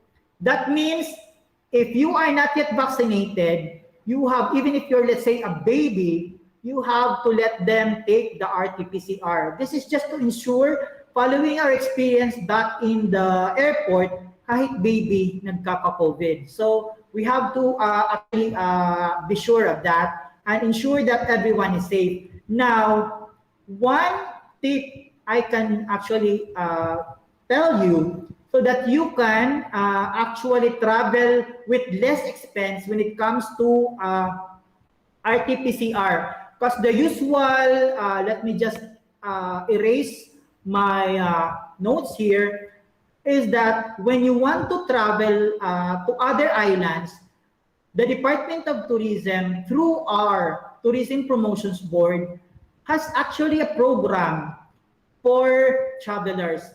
You can actually avail of a not expensive RT-PCR through our partnership with Philippine Children's Medical Center. So from usual rate of RT-PCR is 4,500. So just imagine that if you want to travel all over the Philippines, you have to just avail of this by applying through this website and showing proof of your confirmed air ticket and your confirmed hotel booking. Now the ticket should be a return trip or a round trip, so that you can actually avail of the 750 pesos, how to call this, rate. I just helped a friend, a family, around 15 of them, who want to travel to Amanpulo. Now, just imagine 4,500. So let me just take a look and compute as to 4,500 times 15. So that's actually 67,500. Sana ang gagastusin nila just going to our Amanpulo. But given that they're only paying 750 times 15, so that's 11,250 only minus 67,500. So they were able, the family of 15 was able to actually save as much as 56,250 when they availed of the DOT and Tourism Promotions Board special discount for RT-PCR requirement. So you check all of these hotels here so that you can actually avail of a discounted. Now, let me tell you, most of these hotels have what I call discounted rates.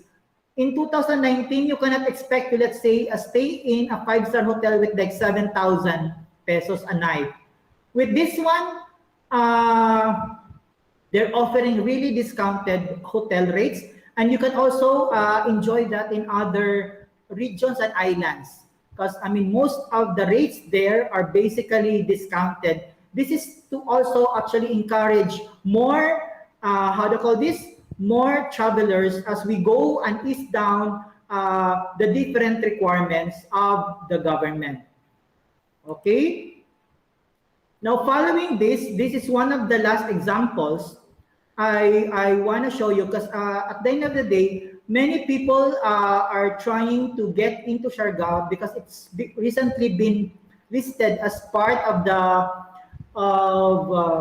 one of the most beautiful or most beautiful islands in one of the travel magazines lately. So, but they require usually RT-PCR test. One of my friends just went there 2 weeks ago. So this is what they require, which is must be 48 hours. And tourists staying more than 5 days are required to undergo an antigen test at their own cost on the 5th day. So if you are actually staying longer, then you can just actually take an antigen test, and you must have a pre-booking for at least 2 nights. And you must email this to the Provincial Tourism Office. So this is particularly for their monitoring and registration via SPAS. Now, for you to be really updated and you want to fly, it pays to visit Philippine Airlines website. They also have very updated, how to call this, listing of all the requirements. As you can see here, all of this would actually list down all of the different requirements, both inbound and outbound, both domestic and even international. They have that. And even their Facebook page, they would usually update all the requirements if you want to travel. Even Cebu Pacific and Air Asia also list down all their destinations where they fly, so that you will really be guided in terms of when, how, and what to prepare when you want to travel domestically. Now, allow me to also present to you that the government has also come up with a travel app. This is a website or like a web app wherein you can actually just visit.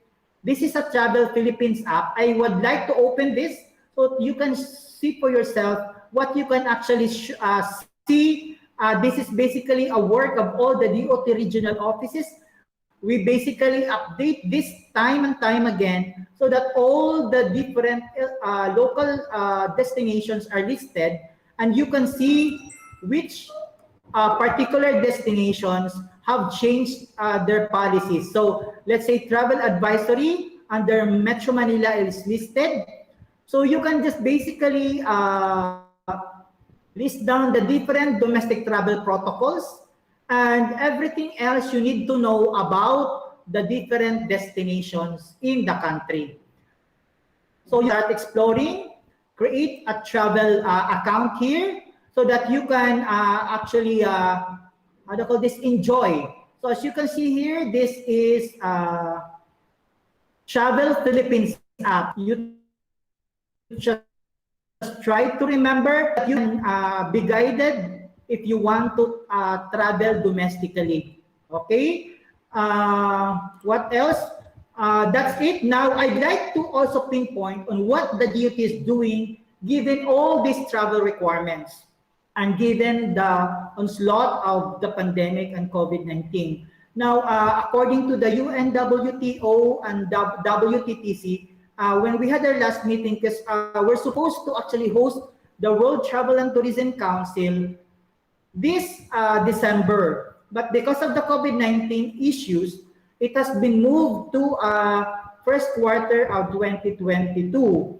But following that, it has been declared that basically domestic tourism is the way to go.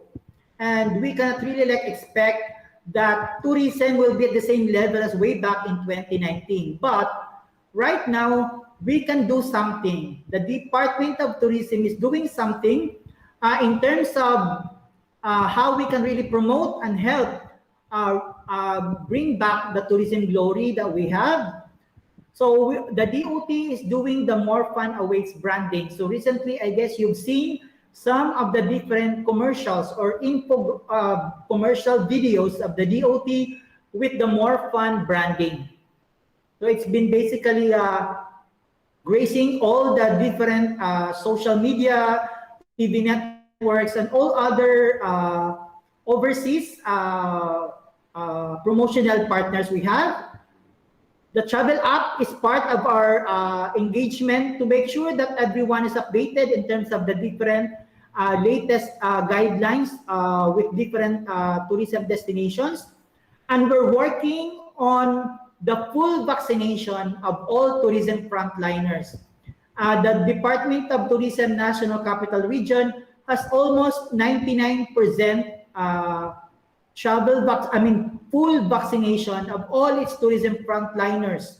Those who work in tourism, like the hotels, restaurants, and basically all of these are encouraged to fully vaccinate to ensure that whoever stay in the hotels, in these venues, are sure that everyone is protected.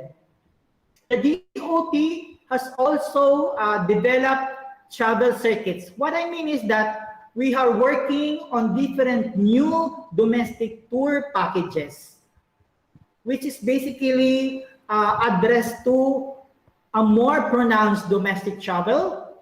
We're also engaged in flight bubbles. So as you mentioned before, when there was still heightened restriction, only Baguio, Boracay, and let's say part of Palawan were open for tourists. So whenever, whatever the case is, let's say hopefully it will not rise up again, we are sure that we have this, like what Thailand is doing in terms of the sandbox, wherein they allow direct actually tourist activity if they are ensured that that certain destination is regulated and everyone is safe, fully vaccinated. So that's one approach of the government. And to support and actually engage the livelihood of all these tourism establishments, the government has actually come up with 10 billion as part of its financial support and loan subsidy to our affected tourism stakeholders. So along the way, the government is doing its best to ensure that we can enjoy a safer travel during, let's say, for this particular last 3 months of the year. I hope that if you have a plan to travel, you can be guided by all of this. Just visit the website of the DOT and then the travel app, as I mentioned a while ago, and then consult with the airline for any changes as well as the LGU. So it pays to know everything is online through the social media. You can just ask our Facebook page. The DOT has come up with how do you call this, an answering personnel who can address all your concerns, just to truly help and freely how do you call this, motivate and bring back travel confidence of all our domestic tourists. As I mentioned by the DOT secretary, domestic tourism is the way to go. Slowly but surely, tourism resilient, and we're already 48 years at the Department of Tourism, and we cannot allow anything to actually get in the way, not even COVID pandemic. So thank you, and I hope you have somehow learned from my lecture. And later, me and Faye will be, hopefully, can answer some of your questions. Thank you, and good evening. Good afternoon. Thank you, Sir Ernie, for that very informative and very interesting talk about new normal health protocols. Certainly amazing topics indeed from our invited guest speakers. Their synergism of expertise and passion made this day such an awesome and huge learning from all of them. We are delighted and very optimistic of our future in the tourism industry. You gave us all new wisdom and valuable information from your talks today. We are so very honored and pleased of your generosity of time for us PWU college students. There are a lot of opportunities after this pandemic, and this too shall pass. I agree with you, Marius. So let us continue and hopeful every day, especially these trying times. Yet, health is still our wealth no matter what. And at this juncture, we would like to invite all of you to our open forum. I would like to say thanks again to all our esteemed resource speakers for their information and interesting presentation. And for our dear audience watching now in the Facebook Live, the virtual floor is now open for your question and answer. You may type your questions on the comment section below. And right now, I'm sure we have quite a number of questions from our viewers. For our Q&A moderators, may I please invite Miss Maria Luisa Somoba and Miss Tricia Villarisco for our question and answer portion. Okay, start our open forum. Here's the first question from Mr. Mohammed, Abubakar Mohammed. Considering no one knows how long the pandemic will last, do you think World Tourism Organization will be able to pursue their Sustainable Tourism 2030 plan?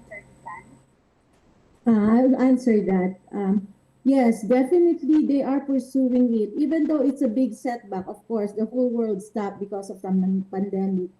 But definitely the UNWTO, the UN, they will pursue that so that they can achieve the 2030 goals. As a matter of fact, they had an emergency sustainable tourism task force already for sustainable tourism development approaches. So they will continue, they will have no time for complacency, they will have concrete actions, and they will collaborate with the government and the private sector, and they will undergo radical action. So my answer, yes, they will pursue.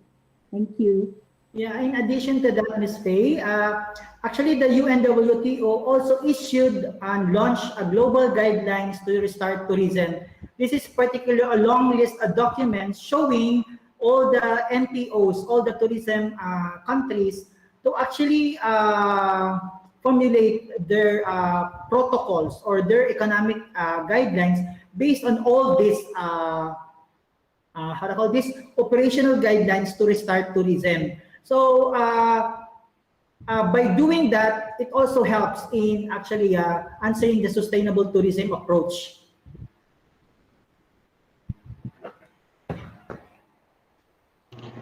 For our next question po from Mr. Orinia, will the World Tourism Organization be able to accomplish their plan by 2030? Well, it's a huge setback, as I've said, the pandemic. It's a tricky question, but they will do it as long as all the government, the nations will participate. Let me just quote the UN Secretary General of the UN, General Antonio Guterres. He said that tourism can be a platform for overcoming the pandemic. By bringing people together, tourism can promote solidarity and trust. So sa tourism naka-anchor yung sustainable goals. So itutuloy nila and I hope ma-accomplish nila in 2030. Thank you, Ms. Faye. For the third question from Ms. Villarisco, how does human rights-based approach affects the protection and sustainable use of ecosystems? Yeah, for all of us human right natin is, I'll just read it, the context of human rights in sustainable development. Every human being has the right to a clean and safe environment. We should have access to information and public participation in decision making. And we have the right to promote and defend the protection of the environment and human rights. So, ang human rights-based approach together linked with sustainable development and tourism. That's all. Thanks.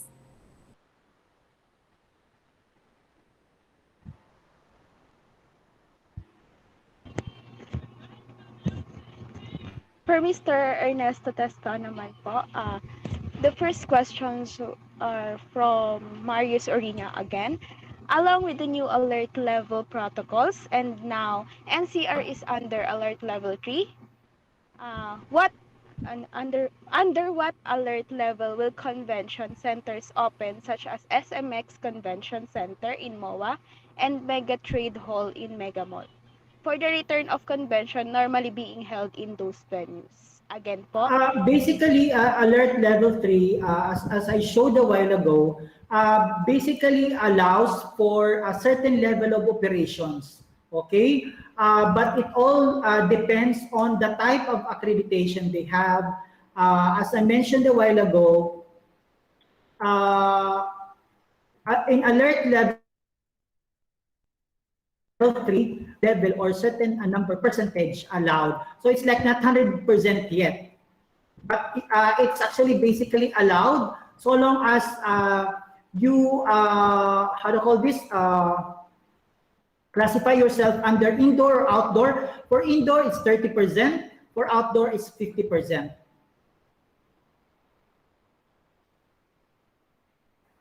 Thank you, Sir Teston. I think this will be the last question coming from Ms. Leona Francia. Her question is this all health and safety protocol requirements when traveling will still be prioritized even if it's possible that we back to normal? I guess the travel spectrum has literally changed. Given the pandemic, everything literally took a pivot. I mean, observing other countries though, you may see that they have actually like get away with wearing face mask and face shield. So hopefully we can do that in 2022 or 23, whichever happens.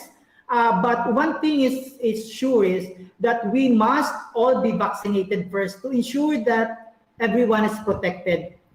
We have to abide with, we should be one with the UNWTO in ensuring that we, the government or the Philippines, will meet the general standard in terms of tourism operations, specifically with the minimum health and safety protocols.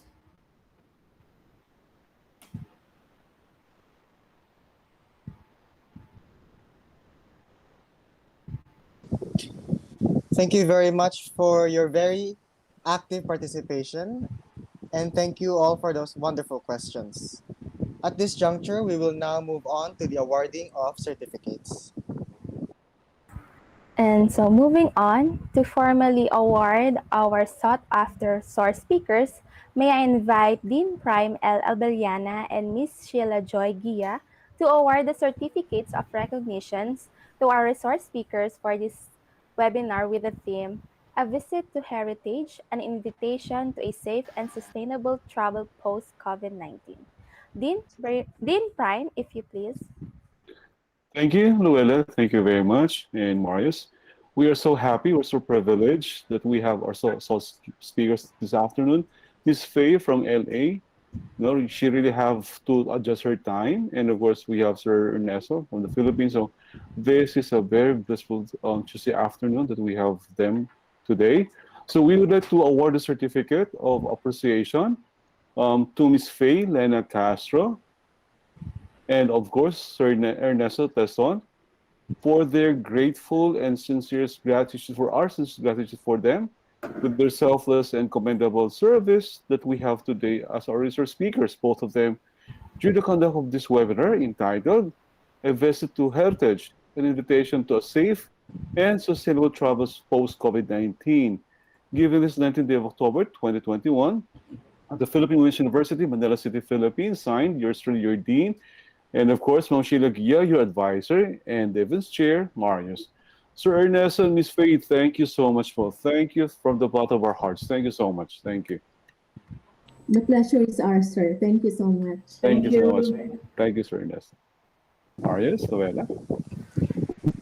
Mabuhay, all our resource speakers. We are very thankful and grateful of your generosity of time, knowledge, and wisdom you have shared to us. Indeed, we have learned so many things in your talks about sustainable tourism and the new normal health protocols. Maraming salamat po sa inyo, Sir and Madam. And to formally sum up today's webinar, may I invite Ms. Roanne Feliz Magbitang for the program synthesis. Ms. Magbitang, please. Thank you, Luella, and hello everyone. My name is Roanne, and I would like to share our audience about my synthesis program from our dear guest speakers' topic presentation in this webinar. First, I would like to share my thoughts about Ms. Faye Lena Castro's presentation, Sustainable Tourism 2030. Her topic encourages the potential of heritage and how our sector, the tourism industry, plays a major role in the Sustainable Development Goals. Not only does it aid in the livelihood and the needs of the people, but a turning point in achieving our dream in creating a world that values equality, justice, and innovation that will soon become a reality. As for Mr. Ernesto Teston's presentation, new normal health protocols and minimum health requirements when traveling. This topic addresses the need of mitigating the health protocols and accessibility of tourist destinations here in the Philippines.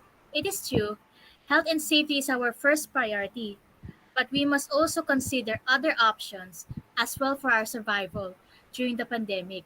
Our country may not allow foreign travelers to enter here yet, but our local travelers are still eager to explore the beautiful regions and provinces in the Philippines.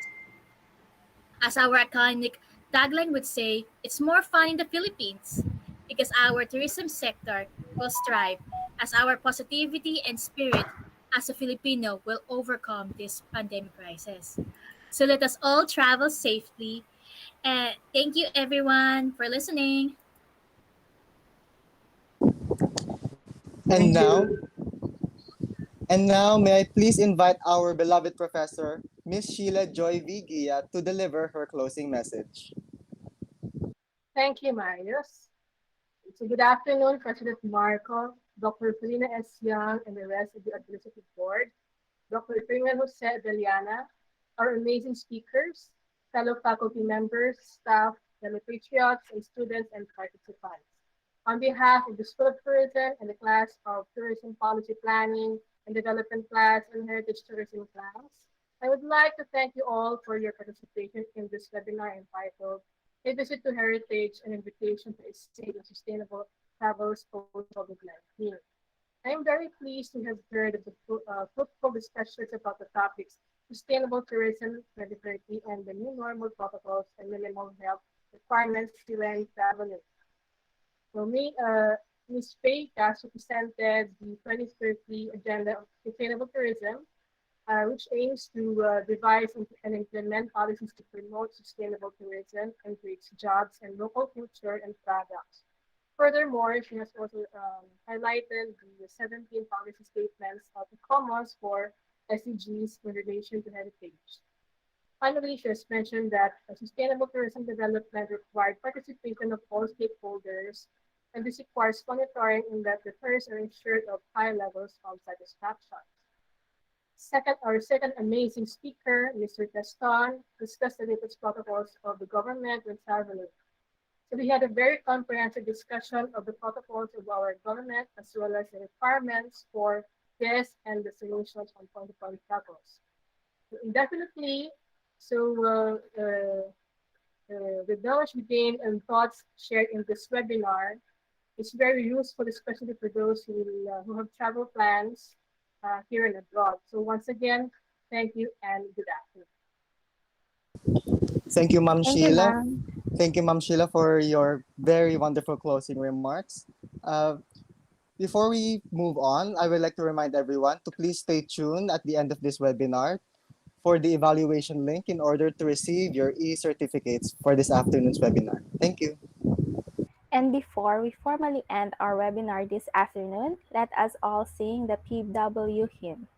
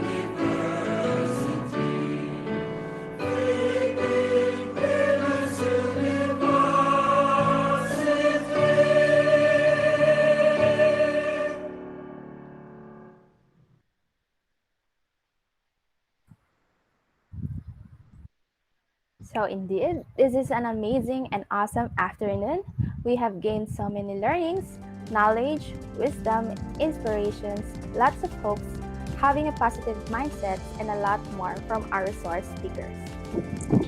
On behalf of the class of Heritage Tourism, together with Tourism Policy Planning and Development class, from the bottom of our hearts, thank you for being with us today, and I would like to remind everyone to please fill up the evaluation link to receive your e-certificate.